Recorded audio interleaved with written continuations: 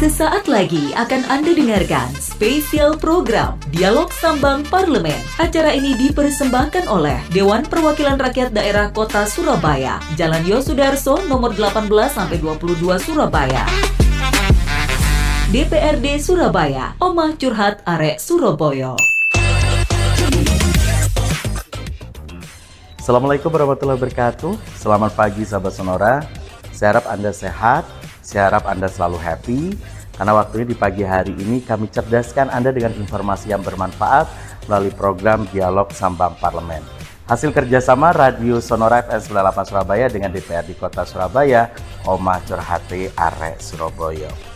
29 Juni 2024 kemarin diperingati sebagai Hari Keluarga Nasional yang ke-31 sahabat Sonora. Dan hingga bulan Juli ini berbagai rangkaian kegiatan masih diselenggarakan oleh berbagai dinas terkait, baik di tingkatan kota, kabupaten, provinsi, hingga nasional. Nah, isu penting yang diangkat dalam momen peringatan Harganas kali ini atau di tahun 2024 ini adalah masalah upaya mewujudkan keluarga yang berkualitas dan bebas stunting yang harus dilakukan secara bergotong royong. Lantas, bagaimana catatan dari DPRD Surabaya terkait evaluasi upaya peningkatan kualitas keluarga dan penanganan stunting di Kota Pahlawan? Saya Andri Komarudin. Pagi hari ini sahabat Sonora telah bersama dengan narasumber kami, ada Ibu Diah Katarina SPSI MSI, anggota Komisi D DPRD Kota Surabaya dari fraksi PDIP. Assalamualaikum Bu Diah. Waalaikumsalam warahmatullahi wabarakatuh. Masih ingat kita sudah berapa episode bertemu Ibu? Kata hitung Mas. Kata hitung Mas. Benar sahabat Sonora. Karena saking seringnya kami mengundang rekan-rekan di jajaran Dewan, dan dengan Ibu Diah ini sudah sering kali kita hadir di Radio Sonora Surabaya. Sebelumnya matur nuwun, tidak bosan selalu. Kayaknya lebih sering ketemu Sonora daripada membacakan pandangan fraksi di, karena fraksi PDI paling banyak orangnya. Jadi kalau diputar terus lama muternya. Matur nuwun Ibu. Ya. Sekali lagi Sonora selalu merepotkan jenengan untuk menginformasikan sesuatu yang penting bagi masyarakat luas. Baik. Sahabat Sonora, Anda tidak hanya bisa mendengarkan acara ini melalui gelombang FM 98 Radio Sonora Surabaya, digitalisasi juga kami lakukan saat ini. Silakan Anda bisa mengakses audio streaming kami di www.sonora.co.id. Anda tinggal play saja menu Surabaya, karena di sana ada Jakarta, ada Bandung, ada Bali, dan 8 kota lainnya di Indonesia. Selain itu, secara visual, Anda juga bisa tonton real time. Saat ini juga Anda bisa mengakses ke YouTube Sonora Surabaya. Kami juga secara visual bisa Anda nikmati di kanal YouTube kali ini. Dan sekali lagi kami ingatkan, acara ini dipersembahkan oleh DPRD Kota Surabaya, Omah Curhat Arek Surabaya. Semua untuk kita, selamat Hari Keluarga Nasional ya Bu Diah ya. Iya. Bu Diah sudah berkeluarga, saya sudah berkeluarga, bahkan Bu Diah ini role model, bisa saya bilang ya, role model untuk keluarga-keluarga muda di Surabaya. Saya ingat betul harmonisasi Anda dengan Bapak, Pak Bambang kan, di mana-mana kayak anak muda gitu ya, kalau gitu masih ya rasanya ya. Emang seperti itu Bu, yang biasa Anda ciptakan dengan Bapak Bu di keluarga? Keluarga ini apa dulu ya? Keluarga ini apakah sebuah lembaga yang lengkap, ya, keluarga yang harmonis lengkap, harus ada semua, harus berkumpul semua, ataukah mereka ada dalam satu ikatan keluarga namun terpisah-pisah? Kan banyak orang supaya kita ini sama ya, artinya persepsinya sama. Ya, persepsinya memang yang namanya keluarga ini harus utuh, harus bersama, nggak selalu harus begitu. Artinya yang namanya keluarga, dalam ikatan sebuah keluarga itu dimanapun berada tetap merasa dalam satu keluarga, tidak kehilangan satu sama lain. Harusnya begitu. Jadi kalau dianggap yang namanya keluarga harus mangan kumpul ya. Mangan kumpul. Nah itu harus begitu. Terus kemudian yang nggak kumpul nggak dianggap harmonis, tidak juga seperti itu. Ini artinya, membuka cara pandang kita ya, yang baru Bu Diah ya. Yang penting komunikasi berjalan baik. Meskipun secara raganya tidak bersama, ya mungkin ada salah satu keluarganya ada studi di sana, ada yang sudah mungkin memutuskan untuk tinggal di luar kota karena pekerjaan. Yang terpisah-pisah ini apakah terus dianggap tidak harmonis, tidak harmonis, keluarga tidak seperti itu juga. Jadi memaknai sebuah keluarga ini benar-benar harus ada persepsi yang sama oleh seluruh anggota keluarga. Oke, biar obrolan kita nyambung nih pagi hari ini sahabat sonora ya, kita harus memahami konteks keluarga. Idealnya keluarga utuh, ada suami, ada bapak, ada ibu, ada anak-anak dalam satu tempat yang sama. Kenyataannya keluarga sekarang, keluarga modern sekarang nggak gitu ya. Bapaknya di mana, ibunya di mana, anaknya ngapain gitu ya. Betul. Tapi ini tetap keluarga, faktanya tetap keluarga. Ya, oke. Ibu Dia, memaknai Harganas yang sekarang masih ya kita nggak tahu. Saya mau bilang ini seremonial belaka yang berjalan atau berlaku, atau memang masyarakat sudah paham betul apa esensi dari peringatan Harganas ini setiap tahunnya. Jika dikaitkan dengan keberadaan fenomena kondisi kebanyakan keluarga di kota Surabaya, menurut Ibu gimana? Iya, pemahaman memperingati Hari Keluarga ini yang seperti apa dulu ya? Orang mungkin tidak paham bahwa Indonesia memperingati Hari Keluarga pada tanggal, mungkin kita tanya, kita acak ya, kapan Hari Keluarga? Nah, Harganas kapan? Belum tentu orang tahu 29 ya. Karena kita lihat juga nggak ada baliho tentang Hari Keluarga.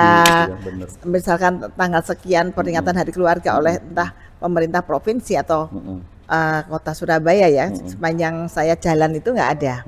Sepi kok Bu, Sepi. nggak ada. Kalau dulu masih ada gambar kepala daerah beserta ketua tim penggerak PKK mengucapkan selamat Hari Keluarga, sehingga masyarakat masih tahu masih ada Hari Keluarga gitu. Namun mungkin seiring berjalannya waktu, yang namanya seperti yang tadi saya sebutkan, harus ada slogan-slogan itu mungkin tidak nampak tapi langsung diimplementasikan dalam berbagai program kegiatan oleh pemerintah baik provinsi maupun kota kabupaten seperti itu. Yang penting kan implementasinya apa? Jadi di breakdown Hari Keluarga ini apa penunjang untuk memperingati Hari Keluarga ini apa? Penunjangnya apa? Kegiatan-kegiatannya yang menunjang tentang keluarga itu seperti apa?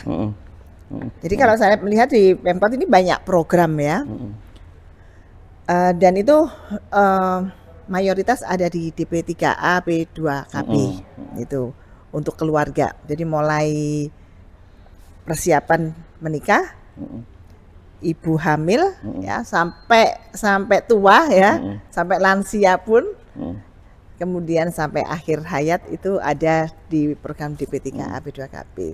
Itu berkolaborasi dengan Dinas Kesehatan. Yang ini untuk fisiknya ya, fisiknya ada di situ.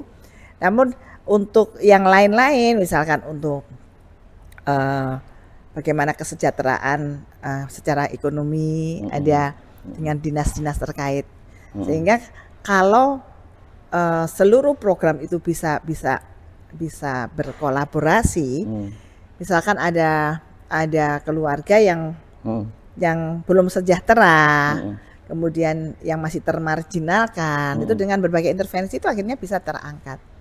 Nah, kesejahteraan keluarga ini kan memang cita-cita ya. Adanya Hari Keluarga ini kan hanya sebagai momen untuk mengingat ya, bahwa kita ini negara Indonesia ini negara yang sangat menjunjung tinggi sebuah keluarga ya. Jadi keluarga merupakan organisasi terkecil di masyarakat ya. Meskipun itu hanya berisi bapak, ibu dan satu anak, itu adalah meskipun belum punya anak pun sudah 2 orang bersatu itu sudah satu keluarga. Nah, institusi terkecil dari masyarakat ini kalau dikumpulkan akan menjadi keluarga-keluarga dan menjadi kumpulan masyarakat. Nah, kalau yang kecil-kecil ini enggak tertata dengan baik, nanti yang besar pun akan jadi kacau. Ya. Makanya program-program ini, kalau memang ada program pemberdayaan keluarga dan sebagainya, ini benar-benar harus tepat sasaran ya, tepat guna. Jadi jangan sampai ada program kemudian pesertanya itu yang gampang-gampang saja yang diajak ya, yang mudah komunikatif, ini nanti gampang, misalkan dibina, gampang dibina, hanya itu saja, akhirnya yang tidak terjangkau tetap tidak terjangkau. Jangan sampai seperti itu. Jadi program sudah banyak, dan kalau bisa itu yang berkelanjutan. Jadi jangan hanya putus selesai seperti itu. Sehingga nanti keberadaan program-program yang terkait dengan keluarga, sekarang namanya mau macam-macam, Mas. Ada SOTH. Padahal dulu sudah ada BKB, Bina Keluarga Balita, mirip-mirip. Jadi sebenarnya saya sering mengkritisi, kenapa sih harus bikin baru istilah? Masyarakat ini sudah lekat dengan program namanya ini, ya sudah dikasih pengayaan aja di program itu, jangan diubah namanya. Setelah diubah, orang harus ngapalin lagi, harus merubah mindset. Ternyata isinya lialah tiba-tiba podo beda jauh sama ini. Dan yang sering saya kritisi juga adanya revitalisasi PKK di kota Surabaya ini. Kita ini kota metropolitan ya. Sebenarnya harus bangga dengan warga kota Surabaya yang masih mau gotong royong, kemudian mau repot demi ngurusi tetangga ya kan. Ada kan seperti itu. Kalau kader-kader PKK itu kan dibilang kan PKK perempuan kurang kerjaan ya. Lah memang kerjaannya sudah banyak, dia nyari kerjaan terus kan. Rasanya tuh kayak nggak penting sepertinya. Tapi kalau itu dikumpulkan, apa yang tidak penting itu kecil-kecil dikumpulkan akan menjadi besar yang luar biasa. Dan hari ini tadi saya dengar ada TOT ke-PKK-an. Saya senang karena itu juga salah satu masukan yang sering saya kritisi, kenapa sih PKK di Surabaya ini kok nggak ada gaungnya gitu. Jadi jangan hanya jadi simbolisasi aja yang namanya PKK, tapi memang ada gerakan di masyarakat. Dan jangan juga menganggap PKK ini hanya sasaran program pemerintah. Kuatkan dulu PKK-nya. PKK-nya sendiri ya. Kalau PKK kuat, program pemerintah apapun mau ditumpangkan, enteng nanti pemerintah. Nah, selama ini kan kalau kita ke bawah ada PKK, ada apa arisan. Arisan itu kan sebenarnya sarana untuk mengumpulkan. Sarana mengumpulkan orang dengan itu daya tariknya apa? Kalau arisan kan supaya ibu-ibu seneng kan kalau arisannya. Nah, pada saat berkumpul itu adalah sarana untuk menyampaikan penyuluhan, menyampaikan pesan-pesan pemerintah pada masyarakat.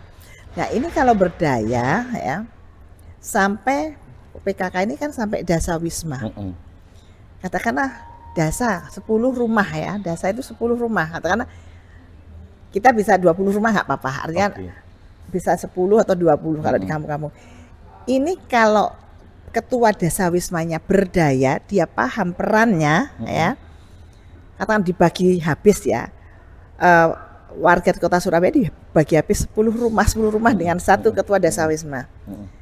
Kita bisa asumsikan satu orang ketua dasa wisma ini yang paling tahu 10 rumah ke kanan atau ke kanan 5 ya. Kalau 10 ya dasa wisma, kita ambil yang paling kecil aja. Berarti 10 rumah, 5 ke kanan, 5 ke kiri. Dia pasti akan tahu yang di situ ada anak telantar, ada stunting, ada lansia, ada anak nggak sekolah. Matanya bisa melihat karena dekat. Ada ibu hamil. Ada ibu hamil, ada KDRT. Telinganya bisa mendengar. Jadi nggak perlu didata oleh orang luar, ya. Ya, kalau saya sering mengkritisi KSH. KSH itu kadang dia bukan warga situ. Kalau di situ memang nggak ada yang mau jadi KSH ya, dia dari RW lain. Kan nggak tahu kesehariannya. Dia mendata, ya orang jawab asal aja, dia tinggal laporan dan nggak tahu. Nah, kalau dasa wisma ini berdaya, nggak perlu membentuk KSH, nggak perlu menyiapkan anggaran untuk insentif KSH yang sering bikin tanda kutip geger di awal-awal kemarin pembentukannya, karena nggak adanya anggaran ya. PKK ini sudah bagus sebenarnya. Mereka tuh orientasinya bukan duit, bukan seperti ada gaji gitu. Namun setiap ada kegiatan, ada bantuan transport, itu sudah lumrah ya. Karena kita sudah minta bantuan masyarakat, kok dia transportnya harus ditanggung sendiri ya. Pemerintah yang harus nyiapkan. Soal tenaga waktu itu sudah serahkan kepada masyarakat. Mereka yang terpanggil kok yang akan maju itu. Jadi kalau itu berdaya, jadi apapun permasalahan di masyarakat ini, pendataan cukup lewat PKK, enak banget sebenarnya. memang di awal ketika menguatkan PKK ini dengan pelatihan, dengan pembekalan, dengan pengetahuan umum tentang ke-PKK-an, memang itu orang Membantu sekali ya, Bu. enggak, memang kalau dilakukan apa cara nih, misalkan per Dasawisma dilatih berapa lama, tapi kalau tidak dimulai, ya kan biasanya misalkan istri sampean dari ketua Dasawisma nggak pernah ada pelatihan kan, nggak pernah ada pembinaan, kamu tuh harus bagaimana, peranmu apa, cuma dipilih supaya jadi ketua Dasawisma, akhirnya jadi beban kan, orang pada menolak-nolak. Nah, padahal kalau tahu bahwa dia sebagai ketua Dasawisma ini punya peran yang apa ya, sangat dibutuhkan oleh tetangga-tetangganya, dan dia pasti dipilih karena dianggap punya kompetensi kan, meskipun kompetensi itu cukup kompetensi paling dasar aja lah, nggak perlu dia harus sekolah tinggi, nggak perlu, yang penting dia punya kepedulian, kan kelihatan. Biasanya orang yang punya kepedulian di kampung itu kan kelihatan, dia suka sok sibuk, ada tetangganya sakit gitu, ayo nyambangi, kan sudah kelihatan. Orang yang kayak gini ini kan biasanya dia mengerucut akan memilih dia, kamu aja ketuanya. Nah, terkumpulnya orang-orang yang seperti ini dari 10 rumah ini dengan pembekalan yang bagus, nanti kan mereka terkumpul dari kelompok PKK RT, kemudian kelompok PKK RW, itu kalau berjenjang pendataan bagus sampai tingkat kota itu akan akurat datanya. Itu jadi apapun program tentang keluarga, tentang sangat gampang ditumpangkan pada PKK. Cuma ya syaratnya dibekali dulu. Memang selama ini nggak ada pembekalan. Ketika sampean jadi ketua RT, otomatis istri biasanya diminta jadi ketua PKK RT. Dan itu kadang jadi beban yang dia sampai nolak-nolak, nggak mau, karena yang dia tahu tuh repot, harus begini-begini. Ya karena nggak pernah diajari. Cul-culan diajari Bu RT yang lalu, ngene. Lah kalau itu benar, kalau salah kan semakin salah menceng-menceng. Dan ketika dianggap itu berat, ya nanti kan membuat organisasi ada ketua, ada wakil, bendaris, semua saling bantu. Ini akan mudah. Baik. Jadi permasalahan keluarga di Kota Surabaya ini akan terbantukan jika peran PKK ini benar-benar ada di Surabaya. Menarik, Bu Dia. Itu yang saya notice dan butuh apa ya, maksudnya akan saya tanyakan juga di poin pertanyaan selanjutnya. Tantangan keluarga zaman angkatan Bu Dia, zaman angkatan saya dengan keluarga muda yang ada sekarang beda. Gitu beda kan? banget. Beda banget. Terus pola asuhnya juga beda, bonding yang dibentuk juga beda, ketahanan keluarga yang didesain pun juga beda, gitu kan? Wajar karena mobilisasi problem sosialnya pun juga beda, betul. Gitu kan. Nah, bila dikaitkan dengan kondisi keluarga muda yang ada di Surabaya sekarang, Ibu, dengan kondisi permasalahan sosial yang ada juga di saat ini, menurut Dewan melihat peran Pemkot dalam hal ini sudah sampai menyentuh ke level itu belum, Bu? Sudah ada upaya, tapi ya belum tuntas ya. Rasanya upayanya masih di preventif dengan pembekalan calon pengantin. Nah, setelah mereka menikah punya anak, ini kan memang dalam pantauan ya. Tapi kan itu butuh waktu yang panjang. Nah, nggak mungkin untuk melihat satu pasangan ini sampai detail dan sebagainya. Jadi perlu benar-benar di tingkat mungkin kecamatan itu harus tergerak semua. Tergerak semua, jangan semuanya dibebankan pada Pemkot, pada dinas-dinas dengan program-programnya. Jadi lurah, camat pun mengambil peran untuk warganya yang menikah seperti apa. Rasanya juga gampangannya gini, dia juga harus punya tanggung jawab. Iki anak yang menikah, anggap aja anaknya, warganya menikah, iki ya apa seperti ini. Jangan hanya secara administrasi saja yang diteliti, dicermati. Kalau bisa ya ada program-program yang bisa pembekalan secara psikologis pada calon pengantin, kemudian diberi, sudah ada sih, sudah dilakukan bekerja sama dengan KUA ya. Jadi di kecamatan mana siapa yang mau menikah nanti dibekali dengan tentang ke orang tuaan, ya sekolah orang tua lah. kan nggak ada. Orang tua itu nggak ada sekolahnya, tapi dia mulai menikah sampai mati ya tetap jadi orang tua. Ya. Nah, ini sudah dilakukan Pemkot, tapi ya masih saya lihat masih belum terorganisir dengan bagus ya. Jadi hasilnya belum nampak akhirnya. Upaya sudah dilakukan, Hasilnya belum kelihatan. hasilnya belum kelihatan. Jadi terkesan yang penting sudah melaksanakan program. Ada perencanaan program dilaksanakan, kemudian inputnya apa ya, outputnya apa, outcome-nya yang penting kan outcome-nya ini. Yang kalau ini sudah dianalisa seperti ini, program ini ternyata berhasil apa tidak. Nah itu kan yang perlu. Kalau nggak berhasil di mana? Di mana? Kenapa setelah sekian tahun kok masih ada kasus KDRT, masih ada kasus perceraian yang tinggi di kalangan anak-anak muda. Jadi ya memang apa ya, rumit banget kalau dipikir, kompleks banget ya. Belum lagi masalah pasangan muda punya anak, ibunya bekerja, bingung anaknya nih siapa yang ngasuh, dititipkan ke mbahnya juga dititipi cucu-cucu yang lain atau anaknya kakaknya dan sebagainya. Ini juga banyak problem sebenarnya. Jadi karena di sekitar saya banyak temannya anak-anak saya nih, anak saya sering curhat, "Ma, kasihan temanku ini, dia punya bayi tapi dia kerja." Nah ini dilema yang juga harus siap. Betul. Ya, sampai harus titip ke mbahnya. Iya kalau mbahnya masih muda. Nah kalau sudah tenaganya berkurang, putunya mulai ngelitis, bisa jadi masalah stres ya, masalah baru lagi. Bagaimana mengasuh ini akhirnya dengan pegel. Yang namanya anak kecil yang tumbuh pun itu jadi secara emosional nggak benar, nggak bagus perkembangannya. Karena kalau sudah bayi pegel kan suaranya jadi nadanya agak tinggi, putune nyekel barang semua, sudah gini akhirnya cucunya yang tahu hanya bentakan, hanya larangan, nggak ada kasih sayang yang sebenarnya harus dia dirasakan. Seperti itu akan jadi lingkaran setan yang nggak akan putus. Kan ini akan mewariskan generasi yang juga stres pada anak-anak kan gitu. Pola asuh yang serupa kan copy paste di setiap generasi. Gitu. Saya pernah melihat juga seorang pasangan muda punya anak 2 balita ya, bayi sama balita. Dia mengambil pengasuh ya dari desa yang hanya lulusan SMP nggak lulus. Dia serahkan. Ya apa bisa anak ini, bagaimana pengasuhan anak ini yang benar?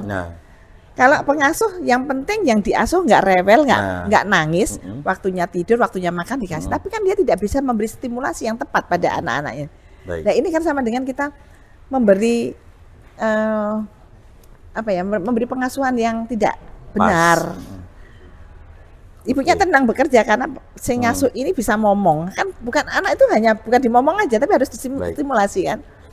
Nah ini apakah yang di keluarga yang harmonis, yang ideal itu apakah yang seperti ini?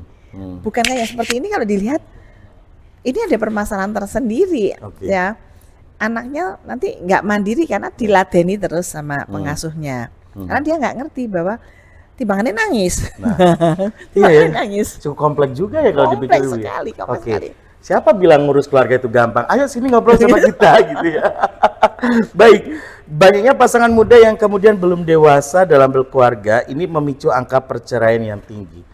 Menurut jenengan sebagai orang dewan gimana? Jangan dijawab dulu. Sahabat Sonora tetap terus bersama kami di program Dialog Sambang Parlemen. Kami masih membahas topik bahasan yang menarik sahabat Sonora ya, memaknai Harganas di kota kita tercinta di Surabaya.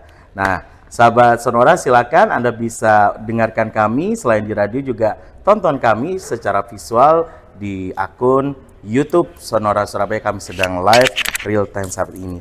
Masih bersama kita narasumber yang hadir di pagi hari ini sahabat Sonora ya. Masih ada Ibu Diah Katarina SPSI MSI, anggota Komisi D DPRD Kota Surabaya dari fraksi PDIP. Pertanyaan menggantung saya, keluarga muda yang dibentuk ini kadangkala apa ya? Secara usia oke lah, fair, udah waktunya menikah. Tapi secara kematangan emosional belum tentu jadi jaminan kan, Bu Dian, gitu kan. Dan itu fakta yang terjadi. Banyak keluarga muda yang seakan-akan tuntutan secara sosial karena kamu udah usia nikah harus nikah. Tapi kematangan emosional menghadapi berbagai problem yang timbul di keluarga, mereka belum siap. Alhasil apa? Banyak cerita anak dibunuh oleh orang tuanya. Banyak cerita anak disakiti oleh orang tuanya. Karena mangkel sama pasangannya, anak jadi sasaran. Jadi sasaran. Angka perceraian pun tinggi. Beda dengan di zaman-zaman era tahun 80-90-an, prinsip menikah ya sudah, sekali seumur hidup, apapun masalah kita hadapi bersama. Degradasi ini terjadi, Bu, di era sekarang, Bu. Ya, karena banyak contoh juga di televisi, artis-artis yang dengan mudahnya baru berapa bulan menikah, cerai. Akhirnya meskipun dipersulit ya proses perceraian itu, tapi tetap tinggi angka perceraian ini. Karena ya bisa banyak hal ya, bisa dilihat perempuan muda sekarang ini tidak setakut perempuan yang dulu ya. Apa kata orang tua, apa kata nanti masyarakat. Nah sekarang, aku gak dipakani, gak dikasih makan orang-orang, ngapain aku harus dengerin omongan orang. Sehingga dia berani bersikap. Di satu sisi memang ini, apakah ini sebuah emansipasi yang berhasil, ataukah emansipasi yang kebablasan ya, bahwa wanita pun berani bertindak ya. Ini benar-benar nggak bisa dilihat cuma karena keberanian perempuan, itu karena dia sering ikut seminar-seminar tentang keperempuanan. Jadi nggak bisa seperti itu, tapi bisa juga pengaruh itu juga ada ya. Tapi nggak terus karena dia sering ikut seminar, karena bahwa perempuan tuh harus mandiri, harus berdikari. Karena apa? Kalau suami tiba-tiba meninggal atau suami meninggalkannya, dia sudah bisa mandiri. Cuma ya kebablasannya akhirnya dia ya merasa kuat ya, merasa kuat tanpa suami pun. Kemarin juga hidup tanpa suami, setelah menikah kok aku tambah sengsara. Mungkin sebuah pilihan bahwa aku mending sendiri daripada menjadi korban suaminya. Ya banyak sekali. Nah untuk mencegah yang seperti ini memang nggak mudah, karena menikah ini menyatukan dua pribadi yang berbeda. Jadi akan menjadi salah jika dalam benak ada upaya untuk merubah pasangan kita sesuai dengan keinginan kita. Harusnya di awal sudah tahu bahwa kan ada perbedaan, ya, dan perbedaan ini harus ada toleransinya sampai di mana. Jadi sebelum nikah itu harusnya sudah diketahui. Jadi jangan sampai ada omongan, "Ket biyen kok pancetai." Loh, artinya apa? Yang diolokkan begitu kan, "Loh aku pancet ket biyen ngene." Ya kita kan enggak temu. Dan bos gak mau berubah lah, dia mindsetnya kan merubah pasangan, dan ini bukan hal yang mudah. Yang mudah. Akhirnya jadi pemicu pertengkaran terus. Karena saling egois untuk dalam benaknya pasangannya itu harus berubah sesuai yang dia harapkan. Sama suami istri suami juga ingin istrinya berubah seperti yang dia mau. Pada saat pacaran hal itu nggak ketok, nggak kelihatan. Perbedaan apapun dimaklumi. Orang tuanya udah bilang, "Iki loh, pacaran tuh begini-begini, kayak kamu tuh gini." Gak apa-apa, yang penting aku nerima waktu pacaran. Tapi ketika sudah hidup bersama, apakah nerima terus? Pasti dia berontak. Pasti dia capek. Menghadapi pasangan yang awalnya dia menerima pada saat belum menikah, tapi setelah menikah dia mikir, masa seumur hidup harus begini, menghadapi ini terus kan gitu. Itu yang akhirnya memicu banyak permasalahan seperti itu. Menarik ya, tapi fakta memang begitu. Saya bingung, saya mau bilang menarik dalam kaitannya didiskusikan menarik, tapi kalau udah berbicara fakta fenomena miris, bukan menarik lagi ya Bu ya. Nah, terkait dengan tingginya dispensasi nikah anak di bawah umur dengan alasan untuk menghindari persinahan, Bu. Ini sekarang lagi mengemuka juga. Bagaimana pendapat Bu Dia selaku legislator? Ini memang seperti makan buah simalakama ya. Jadi sama dengan misalnya diselamatkan dari mulut buaya, tarik sini tapi masuk mulut singa, seperti itu. Jadi memang ini keterpaksaan yang harus diambil ya. Kebijakan tadi itu loh, itu sebenarnya sebuah keterpaksaan. Jadi hanya untuk mungkin hanya dalam kondisi darurat aja bisa diambil. Kalau itu dipermudah, ini nanti akhirnya yang namanya hukum peraturan akhirnya jadi lemah kan?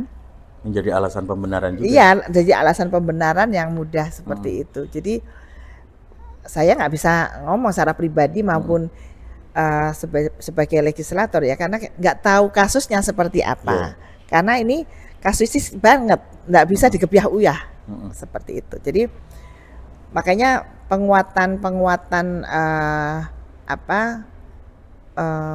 pengurus-pengurus kampung, kemudian tokoh-tokoh agama yang ada di kampung ini harus benar-benar digerakkan supaya memperkecil kasus-kasus yang seperti tadi. Jadi sehingga tidak perlu membuat kebijakan yang kontroversi, ya, membuat kebijakan yang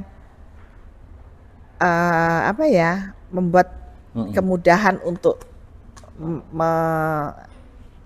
melegalkan sebuah hal yang salah sebenarnya.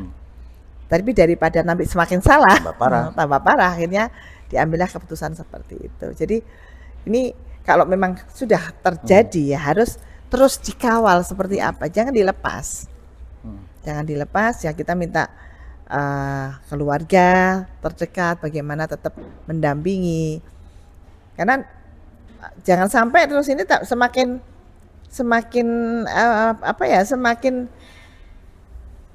enggak terkontrol ya, enggak ada yang bina, nanti akan ada korban baru ketika mungkin dia punya anak. Terus anaknya ini akan jadi korban lagi. Dia sebenarnya sudah korban kondisi ya. Korban kondisi, kemudian anaknya seperti apa. Jadi ya saya berharap kasusnya yang seperti ini enggak dispensasi ini benar-benar ketat ya. Jangan terlalu mudah, nanti ketat. Kemudian tindak-tindak pencegahan harus juga dilakukan supaya tidak terpaksa mengeluarkan dispensasi tadi. Seperti itu. Bu Dia, kalau berbicara tentang tantangan kehidupan perekonomian, nggak hanya keluarga era sekarang, keluarga zaman dulu dengan kondisi perekonomian yang sangat terbatas, tantangan hidupnya lebih parah.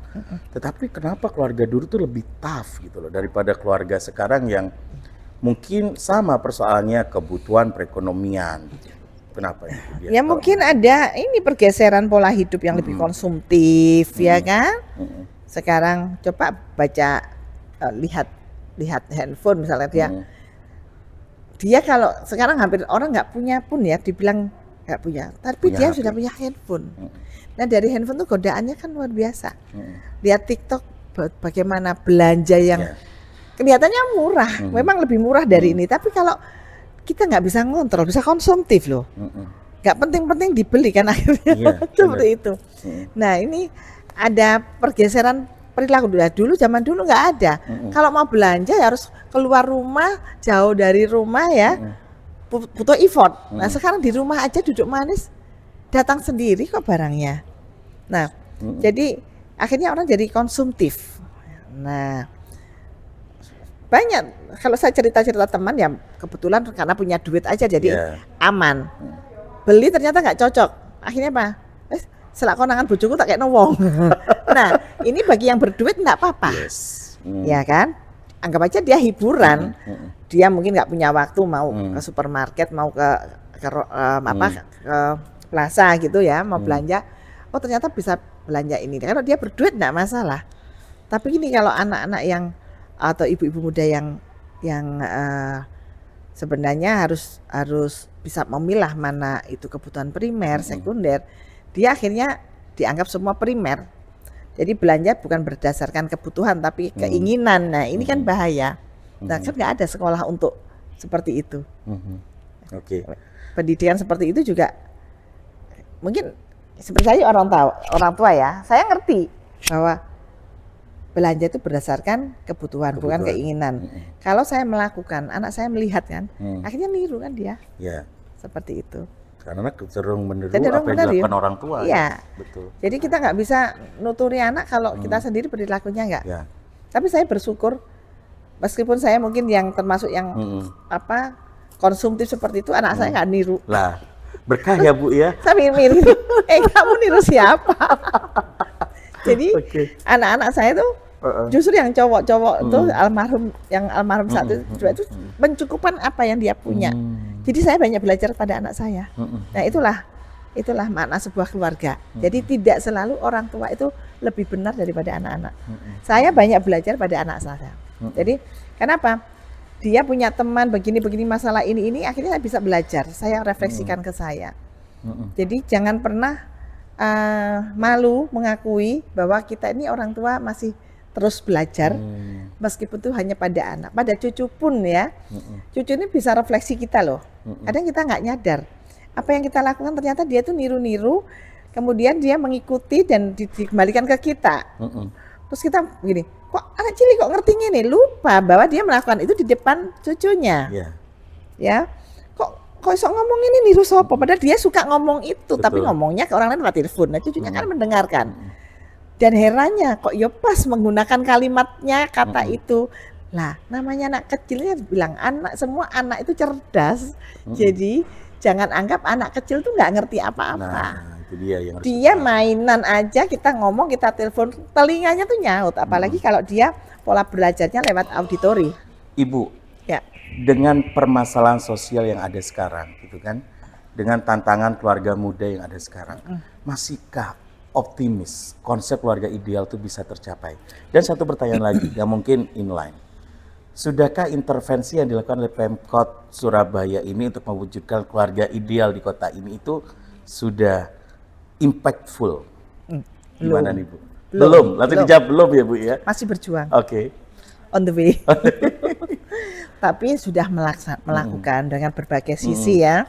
Sudah melakukan dengan berbagai program, mulai sampai sekolah orang tua SOTH, kemudian yang akan ada selantang, ada berbagai macam. Cuma ya jangan sampai menyulitkan masyarakat ketika mensosialisasikan program. Ya.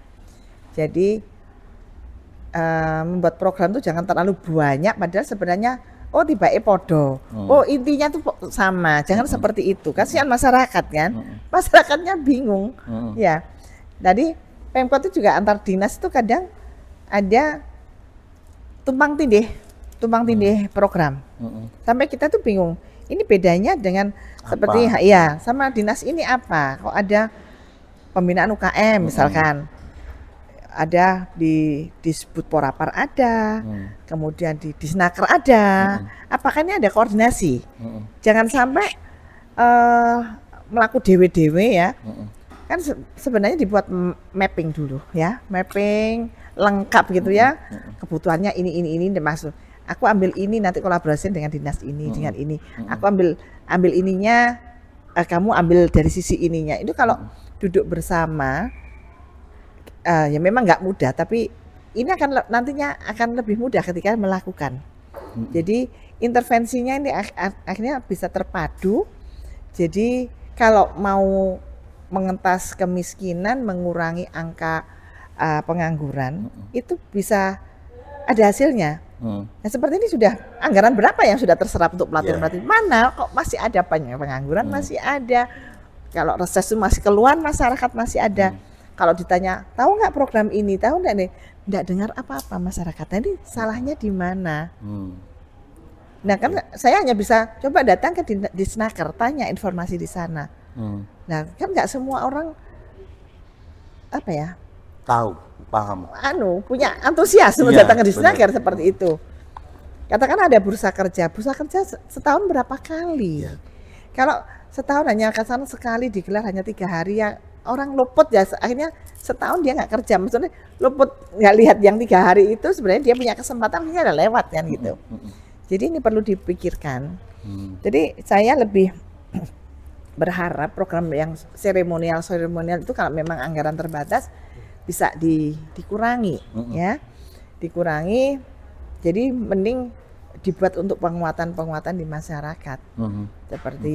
Seperti apa, kemudian mappingnya harus jelas, ya. Kemudian kebayang begini loh Mas, membuat mapping itu saya pernah studi banding di Kabupaten Jembrana, ya. Itu ada layar kayak komputer gitu yang berdiri, itu apa sih namanya? Itu ada peta Kabupaten Jembrana gitu. Misalkan kecamatan A ya, diklik gitu ya, langsung biar bisa ada kelurahannya. Diklik sampai perumahan, peta rumah tuh ada Mas, baris-baris rumah. Dan itu gambar rumah kecil-kecil gitu dengan misalkan RW sini gitu ya. Di rumah ini ada titik merah, ada titik hijau. Titik merah itu ada berarti ada lansia, titik hijau berarti ada anak usia dini, titik ini ada pengangguran. Itu ada semua Mas, mappingnya. Sedetail itu. Jadi tinggal klik rumah itu ada siapa saja. Di situ ada lansia, ada balita, itu ada. Ada yang putus sekolah, itu jadi ada keterangannya. Jadi diklik itu buka, semakin kayak kita buka Google Map itu loh, diginikan semakin detail. Semakin ya, kelihatan Google semuanya. View itu ya, semakin detail. Nah, itu kan kalau petanya dijelas, kita memberi intervensi apapun akhirnya tepat sasaran. Nah, ini kapan memulainya mappingnya ini? Kan apa? Jangan kan gitu, masyarakat yang merasa dirinya miskin setelah dia nggak punya pekerjaan, makan megap-megap sehari 2 kali aja belum tentu dia ngurusi ini, ternyata dia sudah keluar dari data miskin. Dia nggak masuk keluarga miskin. Nah, akhirnya dia nggak dapat intervensi apa-apa kalau sudah labelnya dia lolos dari keluarga miskin, padahal dia nggak kerja. Hanya karena dia mungkin numpang di rumah orang tuanya, rumah warisan yang dilihat kasat mata, oh ini warga mampu. Baik. Nah, hal seperti ini akan jadi nggak selesai gitu. Oke. Nah, Bu Dia, kalau kita membahas keluarga ini kan seperti membahas sebuah fenomena gunung salju gitu kan. Terlihatnya baik-baik saja, tapi sebenarnya banyak persoalan yang sangat bukan kompleks. Baik-baik saja, yang nampak kecil. Yang nampak kecil, betul. Di bawah gunung es ini kalau ngapung di air kan hanya ujungnya kecil daripada gede. Bawah udah besar. Ya, kayak sampai nek kungkum sak mene Mas. Sampai kungkum nang kolam sak mene ya. Kita main di silain tau awake sak mene gitu. Problem itu yang menjadi ilustrasi untuk permasalahan keluarga kebanyakan. Ekonomi, kesehatan. Jadi memang semua itu dasar paling mendasar itu ya pendidikan, kemudian kemiskinan. Kalau pendidikan teratasi, kemiskinan teratasi, itu semua lewat Mas. Kesehatan pasti ikut terangkat semua, ekonomi terangkat semua. Jadi 2 syarat ini, pendidikan dan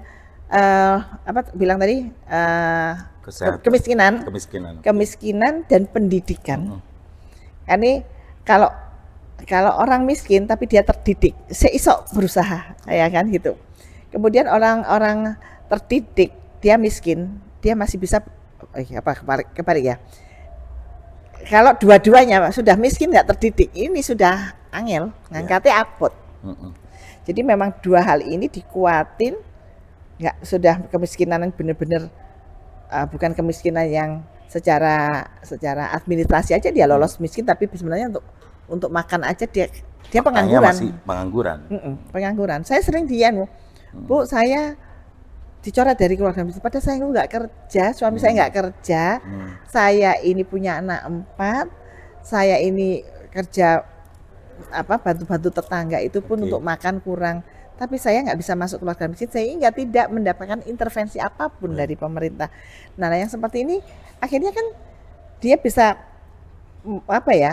anaknya nggak bisa ikut afirmasi.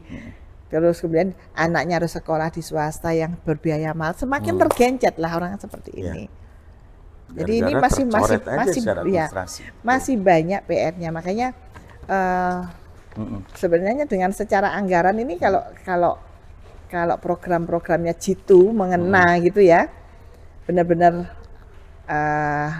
seluruh dinas ini berkolaborasi, saling bergandengan yang kuat. Nah, memang untuk pekerjaannya sendiri aja dia harus fokus, nggak mungkin harus berkolaborasi.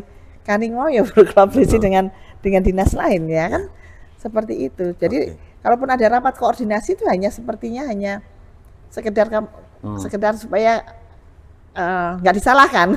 Aku langsung ngomong ini, aku punya ini. Kau nggak nyalain aku langsung ngomong kan. Alasannya seperti itu. Tapi untuk kolaborasi yang sebenarnya seperti apa belum nampak.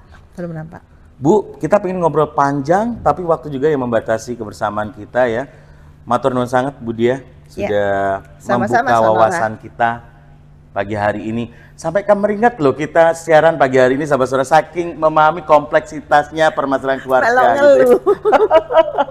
Matur nuwun sehat selalu Bu Diah Katerina. Assalamualaikum. Waalaikumsalam warahmatullahi wabarakatuh. Sahabat sonora, sampai di sini persamaan kita di program Dialog Sambang Parlemen ya. Jangan sampai Anda lewatkan episode selanjutnya. Saya Andri Komarudin pamit. Selamat melanjutkan aktivitas Anda. Sampai jumpa. Terima kasih telah Anda dengarkan spesial program Dialog Sambang Parlemen. Acara ini dipersembahkan oleh Dewan Perwakilan Rakyat Daerah Kota Surabaya, Jalan Yosudarso nomor 18-22 Surabaya.